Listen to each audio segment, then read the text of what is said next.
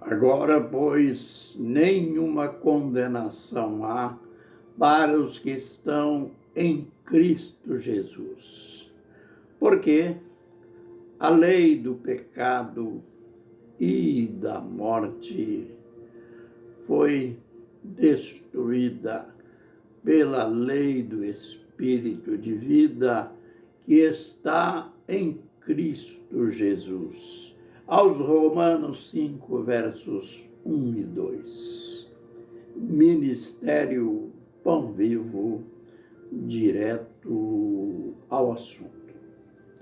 Continuamos falando da bênção, do mistério que existe entre ou nas palavras em Cristo.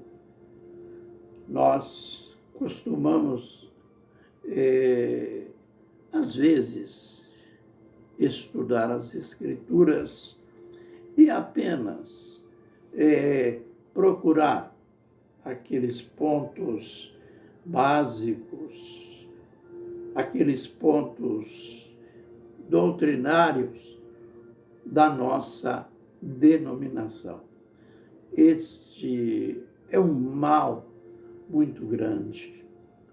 Nós precisamos aprender a estudar a palavra de Deus dentro daquele ideal de descobrirmos o que Deus tem para nós, descobrirmos o que Deus vai falar para nós. Conforme a gente já aprendeu ontem, o conservadorismo, ele destrói, ele mata a nossa fé. As Escrituras acabam se tornando como se fosse o jornal do dia, o informativo nacional ou mundial. Mas quando nós, como Moisés, que ele foi se aproximando ali da sarça ardente e Deus disse para ele: tira as sandálias dos teus pés, porque o lugar em que tu estás é terra santa.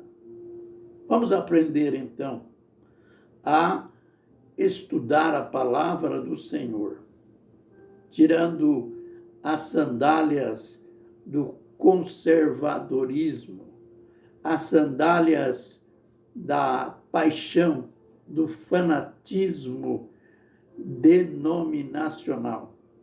E vamos clamar a Deus. Sempre eu estou dando esta lição aqui, que o apóstolo Paulo nos deu ali em Efésios capítulo 1, verso 18. Ele disse que orava para que os irmãos ali da igreja em Éfeso tivessem ou recebessem o espírito de revelação e de sabedoria.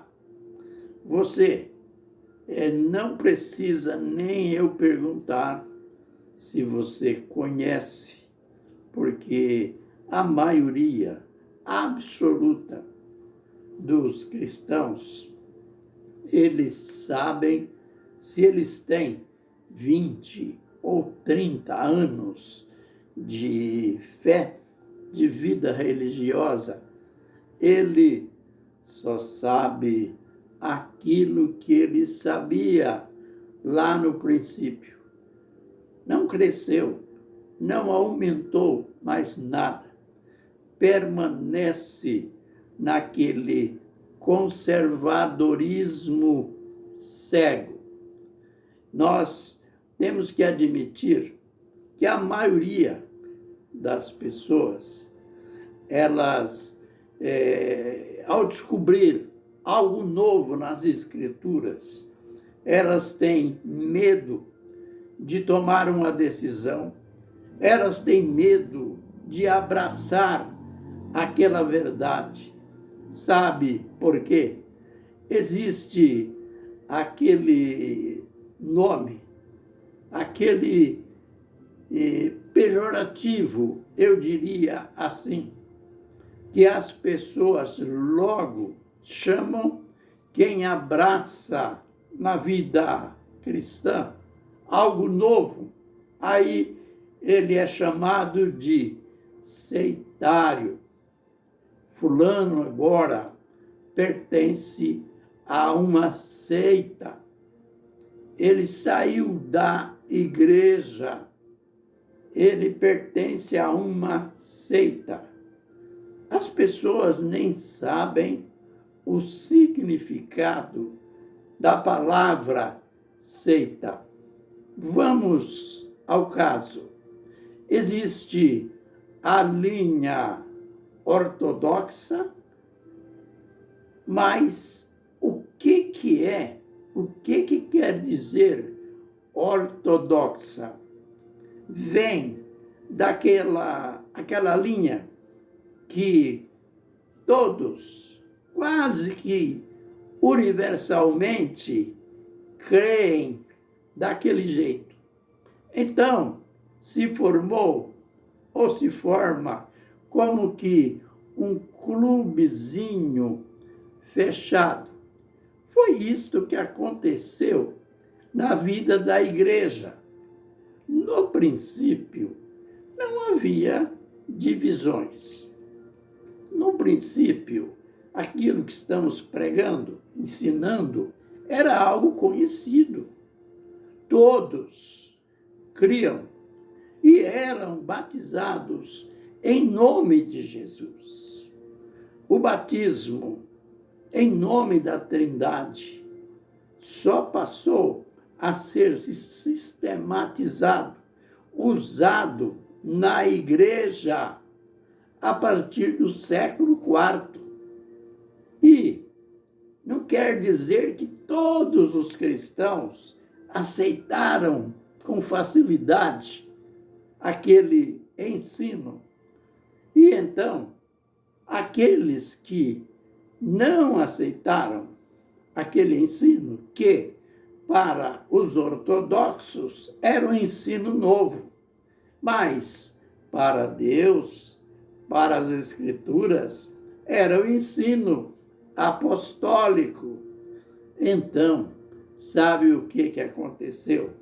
A linha ortodoxa, além de ser maioria, quase que totalidade, ela partiu para a perseguição. Muitos que foram apelidados de unicistas, porque criam conforme está nas Escrituras, criam no Deus único. Foram, então, perseguidos, alguns presos. E os ortodoxos eram tão fanáticos e violentos que mataram. Muitos unicistas foram mortos. E começou-se, então, a serem tratados como membros de uma seita. Aliás, o próprio Paulo, lembre que ele, lá no seu depoimento ao governador, ele disse que eu estou aqui por causa daquele caminho que o povo chama de seita. Então, meu irmão, que quando você está descobrindo a verdade das Escrituras, não tenha medo de pejorativo.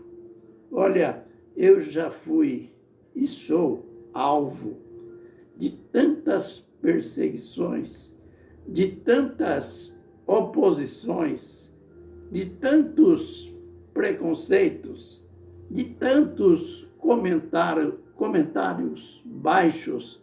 Ah, mas pela graça do Senhor, eu prossigo, confiante, eu prossigo seguro naquela revelação que Deus me deu. A gente vai prosseguir mostrando este lado prático e histórico da nossa fé, do unicismo, para que você não aprenda a não ter medo de professar, testemunhar da revelação que Deus te deu. Amém e amém.